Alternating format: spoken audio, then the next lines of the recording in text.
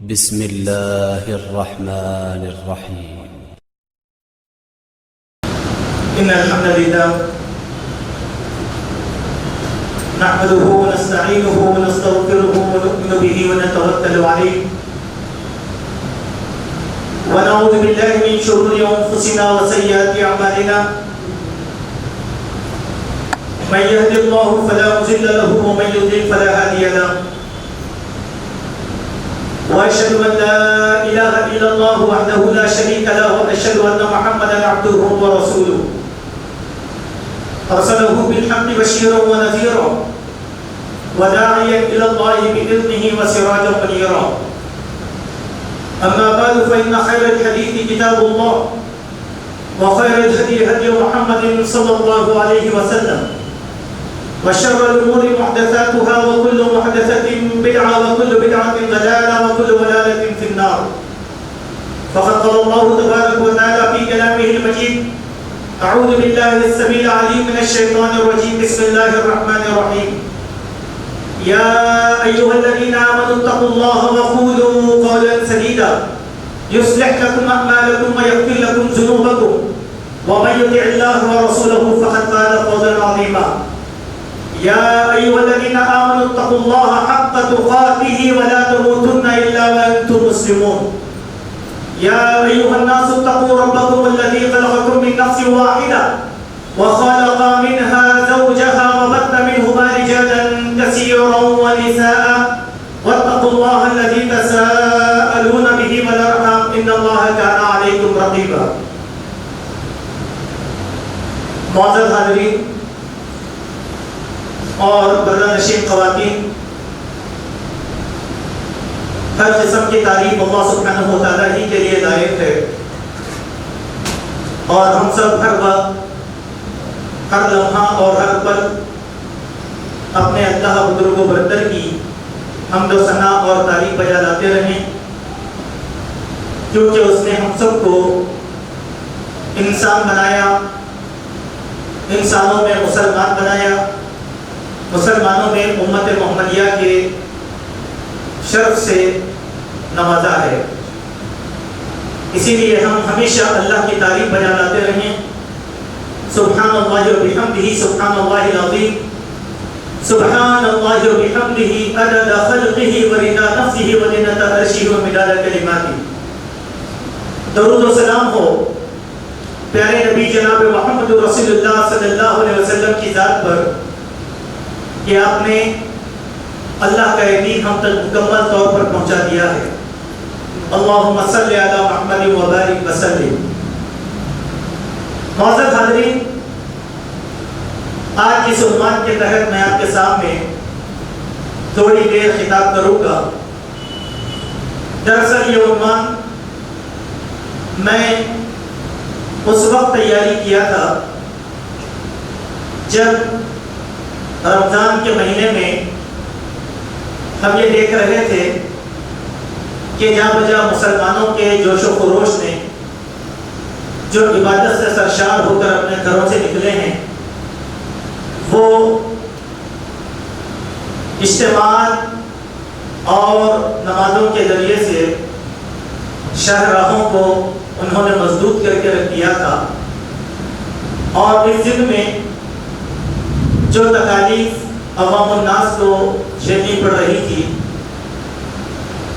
ان تکالیف کو محسوس کرتے ہوئے سنت کے دلائل کی روشنی میں چند اہم گزارشات آپ کے سامنے رکھنے کی کوشش کروں گا۔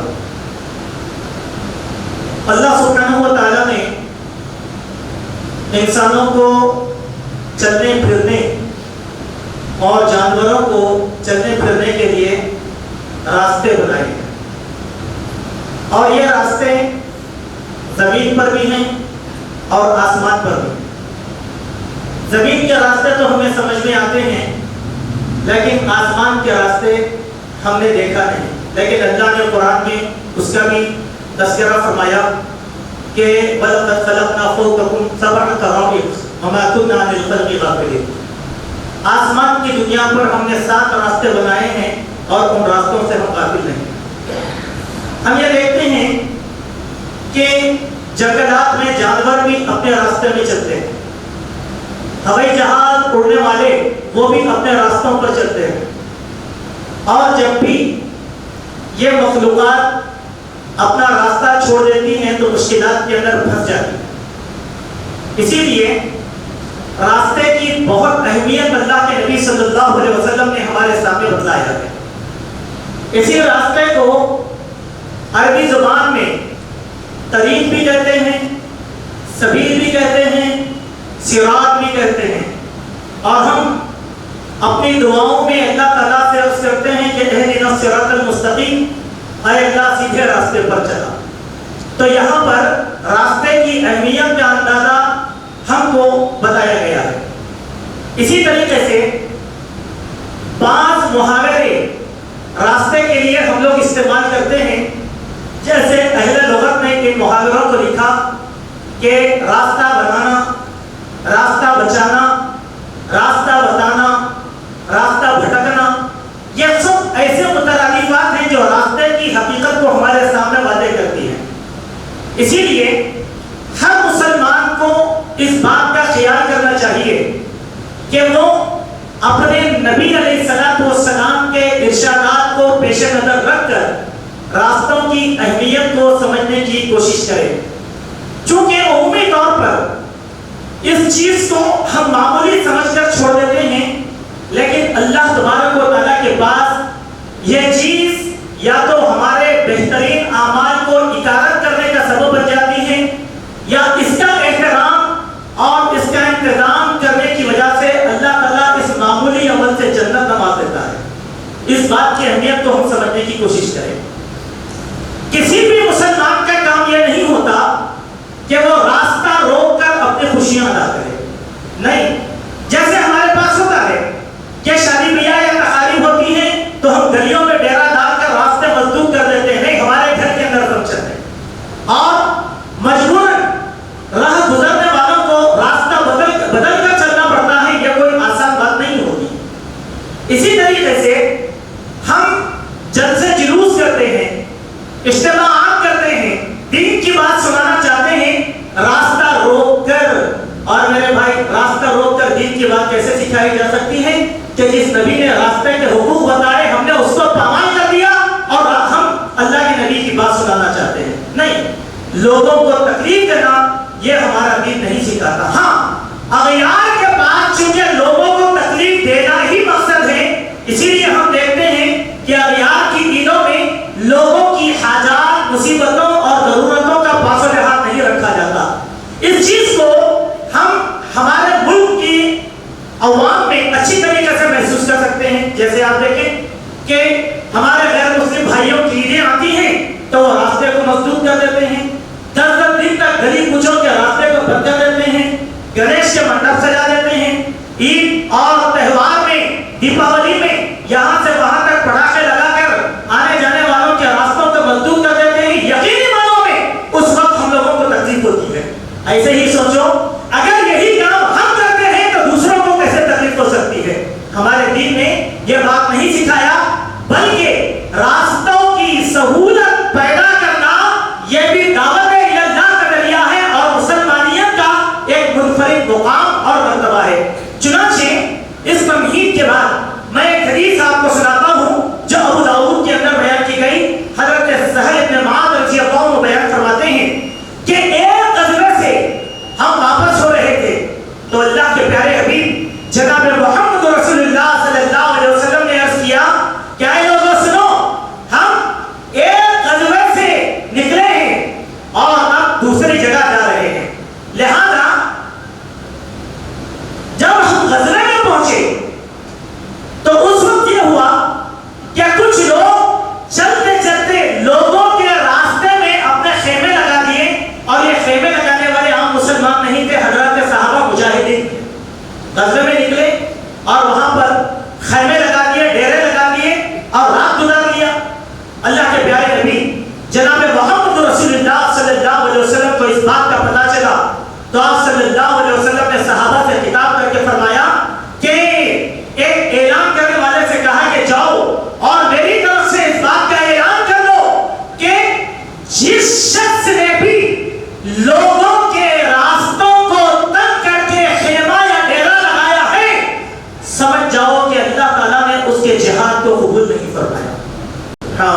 اہمیت دیکھیں راستے کی اہمیت. اس حدیث میں راستے کی اہمیت بتائی گئی. خوشی اپنی جگہ لیکن اللہ کے نبی کا حکم اپنی جگہ. لہذا کوئی بھی جہاد اعمال میں سب سے افضل ترین عمل کسی مسلمان کے لیے اگر ہے تو وہ ہے جہاد فی سبیل اللہ. اللہ کی راہ میں غزوہ کرنا, جہاد کرنا, یہ سب سے بڑا اجر ہے. اور اس کا اجر یہ ہے کہ سوائے اللہ کے اس درجے کو اور کوئی نہیں جانتا اور اس کا بدلہ سوائے اللہ کے اور کوئی دینے والا نہیں ہوتا. لیکن اگر ہم نے لوگوں کی شہراہوں کو, راستوں کو مسدود کر دیا تو پھر جہاد جیسا عمل قبول نہیں ہے تو نماز جیسا عمل کیسے قبول ہوگا؟ ذرا سوچیے. جہاد بھی فرض ہے, نماز بھی فرض ہے, دونوں اعمال کے اندر تھوڑا سا فرق ہے. جب جہاد جیسا افضل عمل قابل قبول نہیں ہے تو کیا اللہ تعالیٰ ہماری نماز کو, ہماری دعوتوں کو قبول کرے گا؟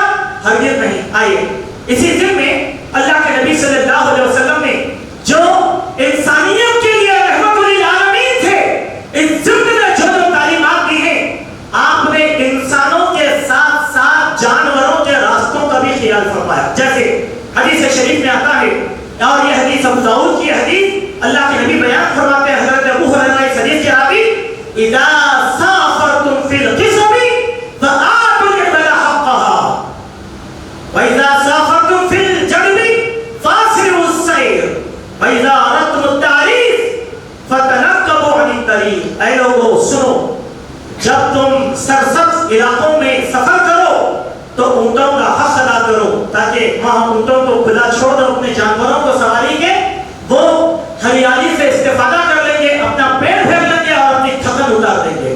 پھر فرمایا, اور جب تم قحط والی زمین سے گزرو تو اس زمین پر آرام سے مت چلو, تیز تیز نکل جاؤ. جہاں قحط ہے, تندرستی ہے, ایسی زمین میں قیام کرنے کی ضرورت نہیں, تیزی کے ساتھ نکل جاؤ. پھر آپ نے فرمایا کہ رات کے کسی موقع پر, کسی مقام پر اگر تمہیں رکنا ہو, تم پڑاؤ ڈالنا چاہتے ہو, تو یاد رکھو کہ آنے جانے کے راستوں کو چھوڑ کر اپنا خیمہ لگاؤ. سبحان اللہ, کتنی پیاری بات اللہ کے نبی نے مسافروں سے کہا. کیوں آنے جانے کے راستے کو چھوڑ کر خیمہ کیوں لگاؤ؟ آگے کی حدیث میں اللہ کے نبی علیہ الصلوۃ والسلام نے اس کی تفصیل بیان فرمایا, اور یہ حدیث ترمذی شریف کے اندر آئی. فرمایا, وَإِذَا أَرَدتُّمْ فَاجْتَنِبُوا الطَّرِيقَ فَإِنَّهَا تُرْبُ الدَّوَابِ وَمَأْوَى الْهَوَامِ بِاللَّيْلِ. اے لوگو سنو, جب تم رات کے لیے کسی مقام پر پڑاؤ ڈالو تو عام راستے سے ہٹ کر قیام کرو, کیونکہ یہ راستے راتوں میں چوپایوں کی گزرگاہ ہے اور کیڑے مکوڑوں کے بسنے کی جگہ ہے. اگر تم ڈال دو گے ایسے راستوں میں تو جانور تم پر حملہ کر دیں گے, کیڑے مکوڑے تم کو کاٹ دیں گے, سانپ بچھو کی تم نظر ہو جاؤ گے. اسی لیے کسی مقام پر پڑاؤ ڈالنا ہو, اچھی طریقے سے دیکھ لو, یہ انسانوں کی گزرگاہ تو نہیں, جانوروں کی گزرگاہ تو نہیں, چونکہ جانوروں میں درندے, پرندے, چرندے سب رہیں گے. اگر آپ ان کے راستے میں حائل ہو جائیں گے تو یقیناً وہ آپ کو نقصان پہنچائیں. تو فائدہ کیا ہوا کہ اگر ہم جنگلوں میں جاتے ہیں, کسی مقام پر جاتے ہیں, تو ایسے مقام پر بھی ہم لوگوں کو قیام کرتے ہوئے جانوروں کی گزرگاہوں کا, کیڑے مکوڑوں کی گزرگاہوں کا بھی احترام کرنے کا اللہ کے نبی نے حکم کیا. دوسری بات, آئیں ہمارے اندر بڑا جوش رہتا ہے. اگر میں یہی بات رمضان المبارک کے کسی موقع پر اٹھ کر کہہ دیتا تو لوگوں میں ایک اختلاف پیدا ہو جاتا, چونکہ جوش ہوتا ہے لوگوں کے پاس, بلغلہ ہوتا ہے, عمل کرنے کا جذبہ ہوتا ہے. تو لوگ کیا کرتے ہیں, ہمارے پاس مسجدیں کم ہو گئی تو دوسری مسجدوں کو نماز ادا کرنے کے لیے نہیں جاتے, نہیں اسی مسجد میں نماز ادا کریں. اب اس کے لیے کیا کرتے ہیں, سڑکیں مسدود, جانے والے بچھا دیا سڑکوں پر, نماز ادا کر دیا. آپ نے نماز ادا کیا, لیکن سڑک پر جو جانباز بچھایا, اس سے آپ کی نماز اللہ تعالیٰ مسترد بھی کر سکتا ہے. اس سے کیونکہ آپ نے تکلیف اپنے عبادت کے لیے گزرنے والے لوگوں کو آپ نے تکلیف دیا ہے. میں ایک چھوٹی سی مثال آپ کو دے کر بتاتا ہوں کہ کچھ چیزیں رمضان میں دیکھنے میں آئی, اس کو میں بتاتا ہوں. 27 کی رات ہے. اب یہ ہماری جو شہرہ ہے, فتح دروازہ سے لے کر چار مینار تک, یہ ایک ہی سڑک ہے جو شہر کی ایک بڑی آبادی کو ملاتی ہے.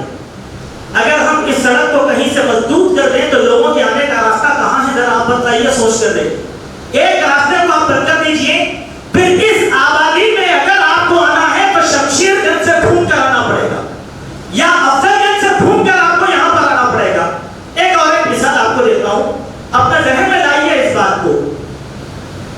ہمیں یہاں سے کشن باغ جانا، کشن باغ کو ملانے والی ایک ہی سڑک ہے ہمارے پاس، بہادر پورہ سے کشن باغ۔ اگر وہاں پانی بھی آ جاتا ہے تو لوگوں کو جانے کے لیے مشکل ہو جاتی ہے۔ اگر ہم وہاں راستہ بلاک کر کے جلسہ کر دیں گے یا نماز پڑھ دیں گے تو لوگ کدھر سے جائیں گے؟ نوجوانوں کو بڑا جوش ہے، نماز پڑھ رہے دکھ رہا نہیں آپ کو؟ بھائی میں کہاں سے گزروں؟ یہ تو میرا راستہ ہے، تمہارا راستہ نہیں ہوتا، تمہاری جگہ نہیں ہوتی۔ فرض کریں 2-3 گھنٹے کے لیے اگر ہم نے ٹریفک کو مزدور کر دیا، اب کشن باغ پہنچنے کے لیے مجھے یا تو کرامات سے جانا پڑے گا یا شورا پلی سے جانا پڑے گا، کیا یہ مصیبت نہیں ہے؟ ایک تیسری مثال، ہماری اپنی مسجد کی ہم مثال لیتے ہیں۔ اگر سامنے کی سڑک کو مزدور کر کے اگر ہم نماز پڑھ لیں تو اس راستے سے گزرنے والی گاڑیاں کہاں سے جائیں گی؟ آپ کہتے ہیں کہ بادو گلی میں سے جاؤ، پیدل چھوٹی گاڑی والا بادو گلی میں سے جائے گا، بڑی گاڑی والا کہاں سے جائے گا؟ ادھر راستہ بند، ادھر راستہ بند، لا محالہ وہ نماز کی تعلیم تو نہیں کرے گا، وہ لڑائی جھگڑا کرنے کے لیے آ جائے گا۔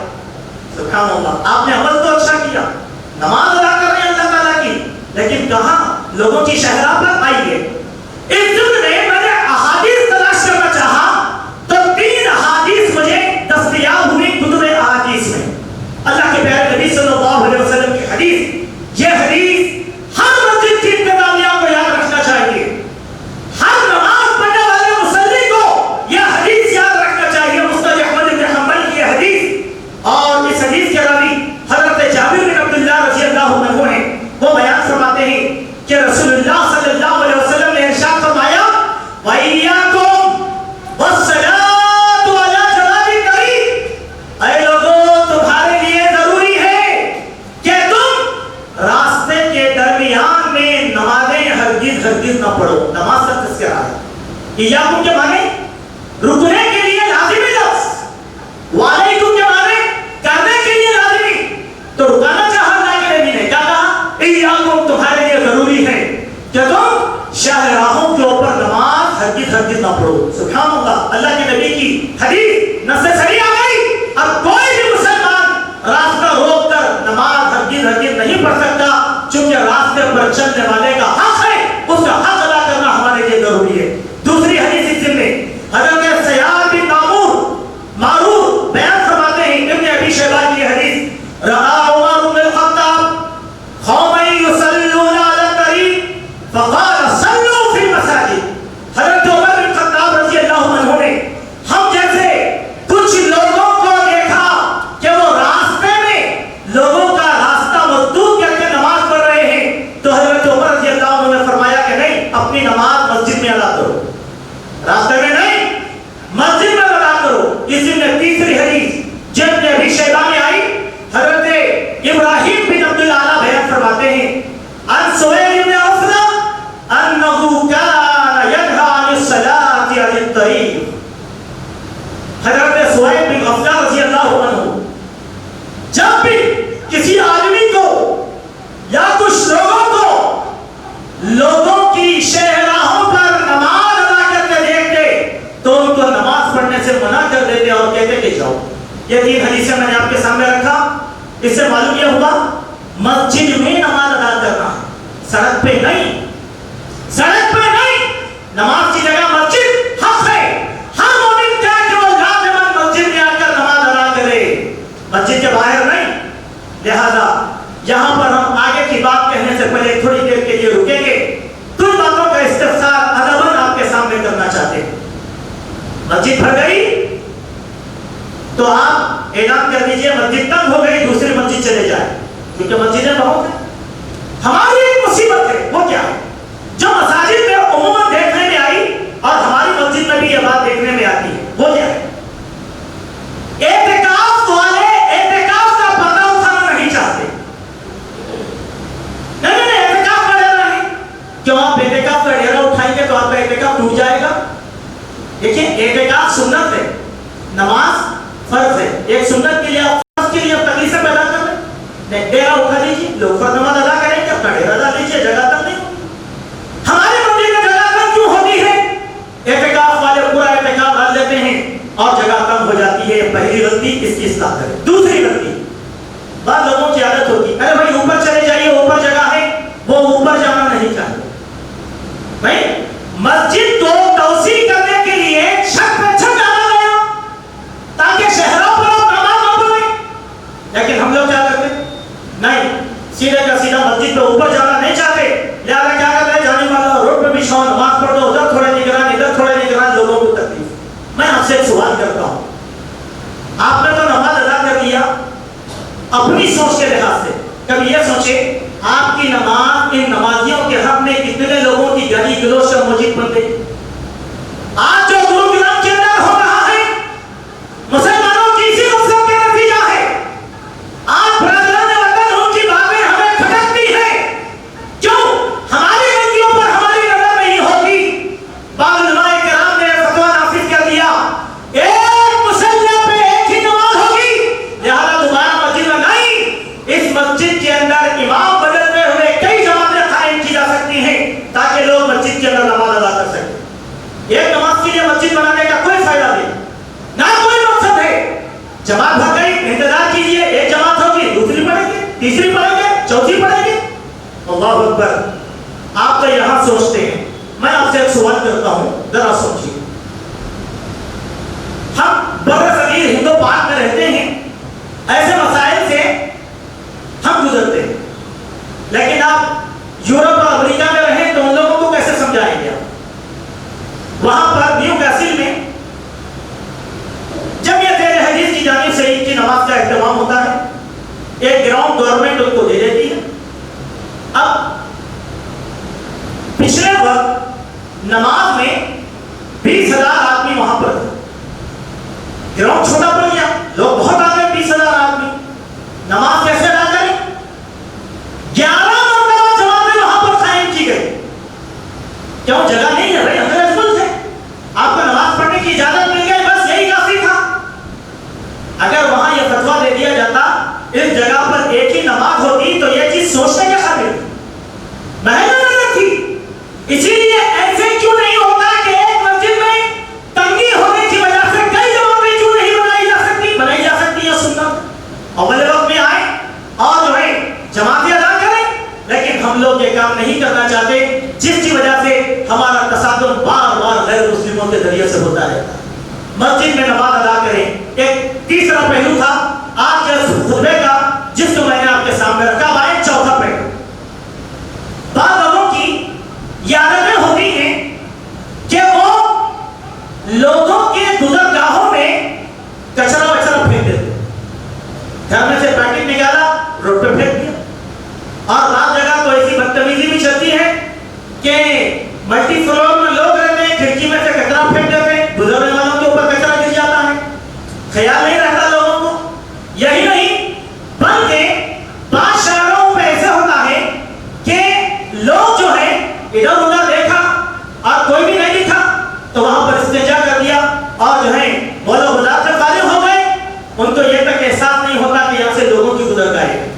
تیسرا یہ ہوتا ہے کہ بعض سلم علاقوں میں والدین جاہل ہوتے ہیں، اسی لیے لوگ کیا کرتے ہیں، صبح اٹھتے اپنے بچے کو جو ہے روڈ کے اوپر بٹھا دیتے، جا کے استنجا کر دیتا بچہ۔ اب آپ اپنی سہولت دیکھیں، آپ کے بچے کی گندگی دوسرے آدمی کے کپڑے پہ لگ گئی، پیر پہ لگ گئی، وہ کیا کرے گا؟ وہ تو گزرنے والا ہے۔ ایسے ہی ہمارے پاس بعض بھائی رہتے ہیں جن کو اونچی بلڈنگیں بنانے کا بہت شوق ہوتا، بلڈنگیں اونچی بنا دیتے ہیں کروڑ 2 کروڑ کی، لیکن ان عقل مندوں میں اتنا شعور نہیں رہتا، ایک پائپ اوپر سے کھینچ کے ڈرین میں چھوڑ دیں۔ وہ کیا کرتے ہیں کہ برنامہ اسی طریقے سے چھوڑ دیتے، جمعہ کا وقت ہے، ہم کپڑے پہن کر آ رہے ہیں، آپ کی پانی کی ٹانکی بھر گئی، جانے والوں کے لیے مصیبت کا سبب بن گئی۔ آپ گھر دھو رہے ہیں عید کی تیاری میں، جانے والوں کے لیے ایک پائپ اگر کھینچ کر نیچے چھوڑ دیتا تو کیا گزر گا؟ یہ کام ہم لوگ کرتے ہیں، یہ کام ہم لوگ کرتے ہیں، لیکن ہم کو یہ نہیں معلوم اس کے پیچھے اللہ کے نبی نے کتنے سخت جملے بیان فرمائے۔ اللہ کے نبی نے ارشاد فرمایا، آپ صلی اللہ علیہ وسلم کی حدیث، حضرت ابو ہریرہ اس حدیث کے راوی وہ بیان فرماتے ہیں، اتقوا اللاعنین، دو لعنت کرنے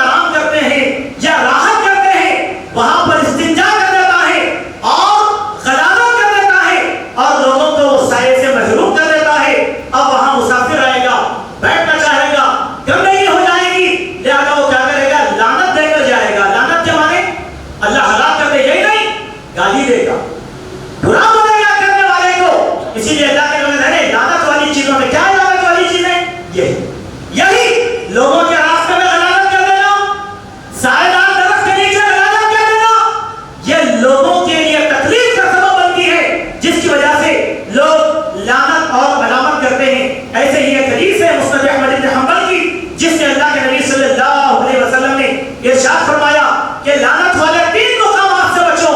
صحابی نے عرض کیا یا رسول اللہ لعنت والے 3 مقامات کیا ہیں؟ تو آپ صلی اللہ علیہ وسلم نے ارشاد فرمایا جس سائے کو استعمال کیا جاتا ہو اس کے راستے میں جو غلالت کر دینا، یا گزرگاہ کے بیچ میں بہتا ہوا پانی ہو، یا چھوٹا کنڈا ہو یا تالاب ہو، کھڑا ہوا بارش کا پانی، اس بارش کے پانی کے اندر گندگی کر دینا، یہ چیز جو ہے تمہارے لیے لعنت کا موجب بن جاتی ہے۔ لہذا آپ جا رہے ہیں کسی جنگل میں، وہاں چھوٹا سا کنڈا ہے، بارش کا پانی جمع ہوا، وہ پانی جانور پیے، اگر آپ کو حاجت آ جائے گی تو آپ بھی اس کو برتنے کے لیے استعمال کر سکتے ہیں، استنجا وغیرہ کرنے کے لیے۔ آپ میدان میں کیا کریں؟ کھڑ جائیں، کھڑے ہوئے پانی کے اندر استنجا کر دیں۔ کسی کو نہیں معلوم، کوئی مسافر آئے گا استعمال کرے گا، کوئی جانور آئے گا تو استعمال کرے گا۔ اللہ کے نبی نے کہا کہ نہیں، یہ لعنت کا سبب بن جاتا ہے، یہ لعنت کا سبب بن جاتا ہے۔ اسی طریقے سے میرے بھائیوں، 1-2-3 اور پوائنٹس ہیں جس کو میں آپ کے سامنے رکھ دیتا ہوں، پھر اختصار انشاءاللہ یہ موضوع کو میں آپ کے سامنے پورا کر دوں گا۔ دیکھیں، راستہ اس کا احترام کریں، اور راستے سے تکلیف دہ چیز کو ہٹا دینا بہت بڑے اجر کا باعث ہے۔ یہ اپنے ذہن میں رکھیے، یہ مسلمانیت ہے، یہ مسلمان نیکی کمانا ہے۔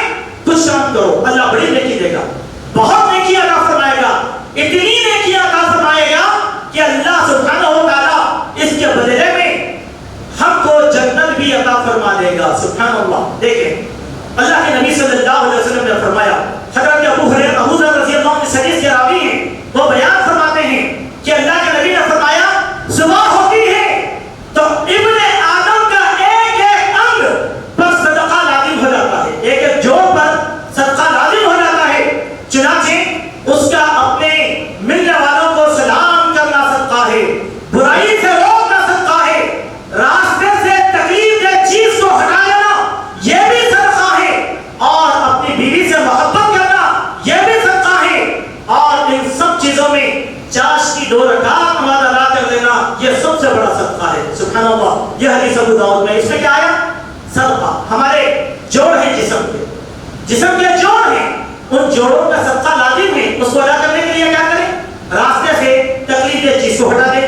اس کے بعد ایک اور حدیث ہے ابو داؤد میں، اللہ کے نبی نے فرمایا کہ ایمان کی 70 سے زیادہ شاخیں ہیں، سب سے افضل ترین شاخ لا الہ الا اللہ کا کہنا ہے، اور سب سے چھوٹی شاخ راستے میں پڑی ہوئی ہڈی کو ہٹا دینا ہے۔ اور یاد رکھو کہ حیا بھی ایمان کا حصہ ہے، راستے سے ہڈی کو ہٹا دینا۔ بولے کیوں؟ ہڈی کا کیوں؟ ہڈی کانچ سے زیادہ سخت ہوتی ہے، آدمی کو اگر چپ جاتی ہے تو سپٹک ہو جاتا ہے، ہٹا دینا۔ صرف ہڈی سے مراد ہڈی نہیں، ایسی سب چیزیں، پتھر پڑا ہوا ہٹا دینا۔ کیوں؟ دل میں یہ جذبہ پیدا ہو کہ کہیں یہ ہڈی میرے مسلمان بھائی کو تکلیف نہ دے، آنے جانے والے کو تکلیف نہ دے، اسی لیے اس چیز کو ہٹا دینا بہت بڑا صدقہ ہے۔ مسلم شریف کی حدیث میں حضرت ابو ہریرہ بیان فرماتے ہیں کہ میں نے ایک ایسے آدمی کو جنت میں دیکھا جس آدمی نے راستے میں ایک ایسے درخت کو کاٹ دیا جو آنے جانے والوں کو تکلیف دیا کرتا تھا۔ اللہ اکبر۔ ایک درخت تھا، آنے جانے والوں کو تکلیف ہوتی تھی، اس آدمی نے کیا کیا؟ درخت کو کاٹ دیا۔ ایک اور حدیث میں آتا ہے، آگے ایک اور حدیث جو ہے بیان کی گئی جس میں یہ بیان کیا گیا، ایک آدمی جا رہا تھا، درخت کی ایک ٹہنی نکلی، اس کے دل میں جذبہ پیدا ہوا کہ یہ مسلمانوں کو تکلیف دے گی، لہذا اس نے اس ڈالی کو کاٹ دیا، تو اللہ کو یہ ادا پسند آئی کہ اللہ نے اس کے لیے جنت کا حکم سنا دیا۔ سبحان اللہ۔ ایک لکڑی یہاں تو ڈیرا ڈال کر بیٹھے ہیں۔ اور میرے بھائیوں، ہم سب مسجد کے مصلی ہیں، بارہا میں نے نمازوں کے بعد آپ لوگوں کو تلقین بھی کیا، لیکن ہمارے پاس جلد بات نمازی بھائیوں کے دل میں بات نہیں اترتی کہ مسجد کے نیچے پارکنگ ہے، پارکنگ میں گاڑی روکو یا سامنے گلی میں روکو۔ نہیں، کئی مرتبہ آپ نے محسوس کیا ظہر اور عصر کی نماز میں ہماری اس سڑک پر مسجد کی گیٹ کے سامنے لوگ ٹیڑھی میڑھی گاڑیاں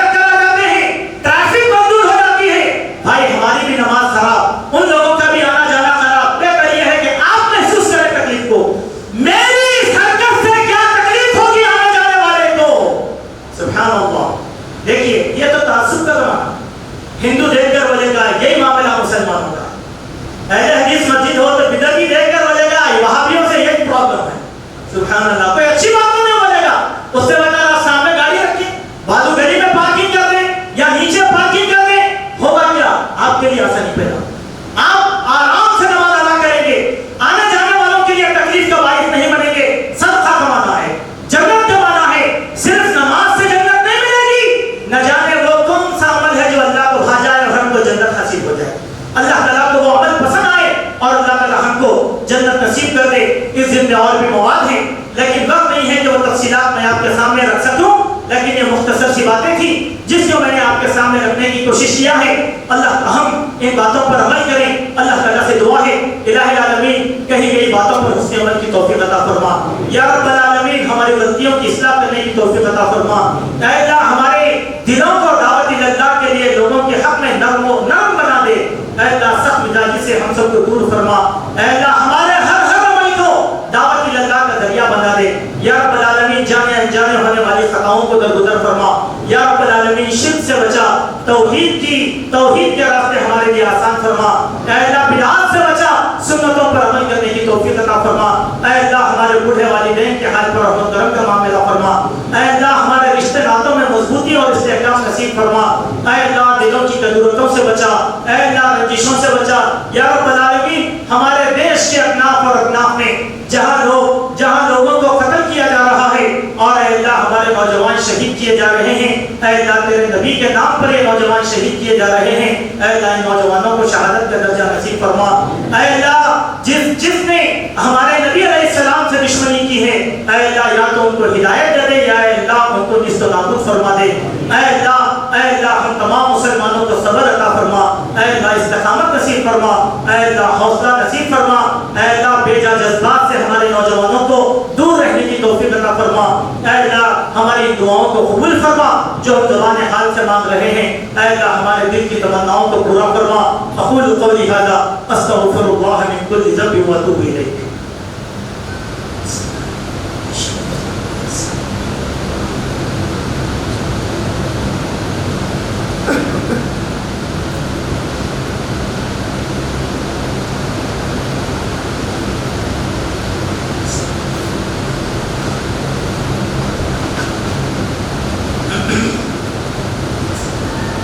إن الحمد لله لك الحمد حمدا كثيرا طيبا مباركا. أما بعد أعوذ بالله السميع العليم من الشيطان الرجيم. بسم الله الرحمن الرحيم. إن الله وملائكته يصلون على النبي يا أيها الذين آمنوا صلوا عليه وسلموا تسليما. اللهم صل على محمد وعلى آل محمد كما صليت على إبراهيم وعلى آل إبراهيم إنك حميد مجيد. اللهم بارك على محمد وعلى آل محمد كما باركت على إبراهيم وعلى آل إبراهيم إنك حميد مجيد. معزز حاضرین, 1-2 منٹ کی گفتگو کیونکہ بہت سے لوگوں نے حالات حاضرہ پر بھی بیان کرنے کے لیے کہا تھا لیکن یہ موضوع میرا کافی دن سے تیاری کا تھا اور منتظر بھی تھا. لیکن حالات کے لحاظ سے گستاخی نبی صلی اللہ علیہ وسلم پر اس سے پہلے میں نے آپ کے سامنے پورے دلائل کے ساتھ خطبہ دے دیا تھا, اسی لیے دوبارہ اس خطبے کو اس حصے سے نہیں دے سکا. لیکن ایک بات آپ کے سامنے عرض کر دینا مناسب سمجھتا ہوں کہ دیکھیں کچھ سالوں سے ہم کو جذباتی بنایا جا رہا ہے. اس کے پیچھے جو تحریک کار فرما ہے وقتاً فوقتاً چھڑخانی کی, دراصل یہ ایک تحریک ہے جو بار بار ہمارے جذبات کو بھڑکانا چاہیے. اسی لیے ایسے مسائل ہمارے سامنے الجھائے جاتے ہیں جس سے مسلمانوں کی دل آزاری ہو. ہم یہ نہ سمجھیں کہ اس کے پیچھے صرف سن پریوار کا ٹولہ ہے, بلکہ یہ بھی اچھی طریقے سے یقین کرتے جائیں کہ اس کے پیچھے یہود اور نصارہ کی بھی کارستانی ہے. کیونکہ ابھی آپ جو سیاسی منظرنامہ ہمارے ملک کے ساتھ دیکھ رہے ہیں, کل بھی اخبار کے اندر اس ضمن میں کچھ باتیں آئی تھی جس کو کہنے کا تو وقت نہیں ہے, لیکن یہ ایک پس منظر ہے. شان رسالت میں گستاخی پہلی بار نہیں ہوئی, کئی مرتبہ ہوئی. سوال یہ ہے کہ اتنی تیزی کے ساتھ مسلم ممالک جس انداز کے اندر احتجاج کیے ہیں وہ تو ان کے ایمان کی دلیل ہے, ہم تو اس کے ایمان کی دلیل بولیں گے, لیکن اس سے پہلے ایسا کبھی بھی نہیں ہوا تو اب کیوں؟ یہیں پر ہم کو عالمی سیاست سمجھ میں آئی.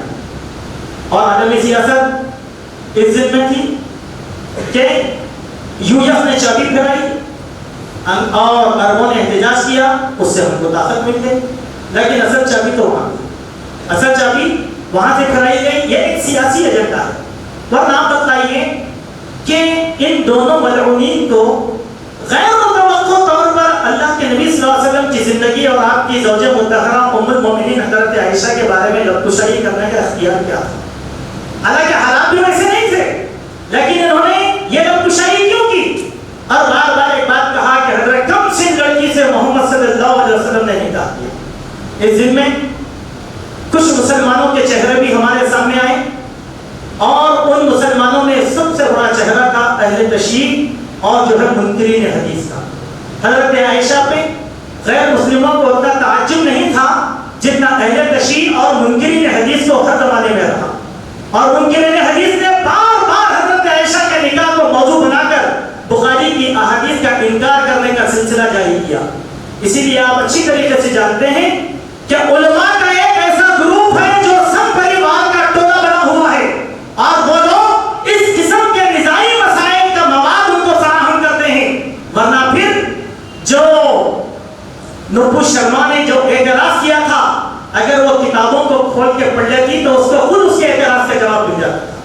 ہم مسلمانوں کو ایک بات یاد رکھنا چاہیے، حضرت عائشہ کا نکاح 6 سال کی عمر میں ہوا. یہ بخاری کی مستند حدیث ہے جس کا انکار نہیں، لیکن آپ کی وداعی 9 سال میں ہوئی. 9 سال میں ہوئی. اب اس کے سائنٹیفیکل چیزیں ہیں جس کو جو ہے ڈاکٹروں نے میڈیکل سائنس نے سمجھا کر ہمارے سامنے پیش کر دیا. لیکن یہاں پر کچھ چہرے مسلمانوں کو بھی آئے، ان لوگوں نے سرد سے بخاری کی حدیث کو انکار کر دیا، کہا کہ نہیں ہم بخاری کا صحو ہے، ایسا ہو ہی نہیں سکتا. اور دوسرے دلائل کو لے کر اس حدیث کا انکار کر دیا. گویا یہ انکار حدیث کا فتنہ تھا، اور یہ فتنے نے ان لوگوں کا مواد فراہم کیا، اور ان لوگوں نے پورے اہل السنہ والجماعت کے لیے جو ہے جذبات کا سبب بن گئے. ایک بات. دوسری بات، آخری بات، یہ پہلا موقع نہیں ہے کہ اللہ کے نبی صلی اللہ علیہ وسلم نے حضرت عائشہ سے نکاح کیا. دوسرے مذاہب کی تاریخ میں بھی یہ بات نہیں تھی، خود ہندو دھرم میں یہ بات نہیں تھی. آپ دیکھیں کہ سیتا کا نکاح کب ہوا؟ سیتا کا نکاح کب ہوا تھا؟ ہماری نہیں، ان کی کتابوں میں لکھا ہوا ہے جب سیتا کی عمر 6 سال کی تھی اور رام کی عمر 13 سال کی تھی. پھر اس کے اوپر اعتراض کیوں نہیں کیا گیا؟ ان کے مذہب میں یہی نہیں بلکہ سیتا جی کی بہن ارمیلا، دونوں کا نکاح ایک ساتھ ہوا تھا. جب سیتا کا نکاح 6 سال میں ہوا تو ارمیلا کا نکاح کب ہوا ہوگا؟ ان سے چھوٹی تھی نا، ان سے چھوٹی تھی. بھائی اپنے مذہب میں عیب رکھ کر ہمارے مذہب کے پیچھے کیوں پڑے؟ اپنے مذہب میں عیب رکھ کر ہمارے پیچھے کیوں پڑے ہو؟ یہی نہیں بلکہ ان کے بعد دیوداسیوں کا جو سلسلہ شروع ہوا، آج کے منصف اخبار میں ایک محترمہ نے جو فقہ اکیڈمی کی رکن ہے بہترین مضمون لکھا ہے. آپ جا کر اس مضمون کو پڑھیے، آپ کو معلوم ہوگا کہ اپنے مذہب میں عیب رکھ کر ہم پر انگلی کیوں اٹھا. اسی لیے کئی مقامات پر ہم مسلمانوں کو صبر استقامت سے کام لینا ہے، بیجا جذبات کا مظاہرہ نہیں کرنا ہے، علم کا جواب علم کے ذریعے سے دینا ہے، اور جہالت کا جواب جہالت کے ذریعے سے نہیں دیا جا سکتا. یہ ہمارے جذبات کے پیمانے کو ناپنے کی کوشش کی جا رہی ہے. اب دیکھیے مسلمان نکلے اپنا احتجاج کرے اور کوئی شرپسند داخل ہو گیا، سنباری کر دیا، اور ہمارے نوجوان شہید ہوئے. غالباً پورے ملک میں 18 نوجوان غالباً شہید ہوئے. یہ سب ہوا، لیکن کل پورے ہندوستان میں جو تماشا ہوا، کل کی سیاست پورے ملک میں تماشا ہوا. سینٹرل گورنمنٹ کی املاک جلائی گئی، بازار بند کر دیے گئے، لوگوں کو ستایا گیا، کئی پولیس والوں کو زخمی کر دیا گیا. نہ کسی پر فائرنگ چلی، نہ کسی کا گھر جلا، نہ کسی کا گھر اجاڑا گیا. تو سمجھو اس بات کو، یہ ایک سیاست کا حصہ ہے. اس سیاست کے حصے میں ہمارا سب سے بڑا کام، جہاں ہم جمہوری احتجاج کرتے ہیں وہاں اللہ کا راستہ نہ بھولیں. دعا کو لازم پکڑیں، قنوت نازلہ کا اہتمام کریں. انفرادی دعاؤں میں، اجتماعی دعاؤں میں اللہ سے بڑا کوئی ناصر اور مولا ہو نہیں سکتا. ربنا ظلمنا انفسنا وان لم تغفر لنا وترحمنا لنكونن من الخاسرين. اللهم ارنا الحق حقا وارزقنا اتباعه وارنا الباطل باطلا وارزقنا اجتنابه. اللهم انا نسالك الغنى والعفاف والغنى. اللهم لا مانع لما اعطيت ولا معطي لما منعت ولا ينفع ذا الجد منك الجد. اللهم انا نعوذ بك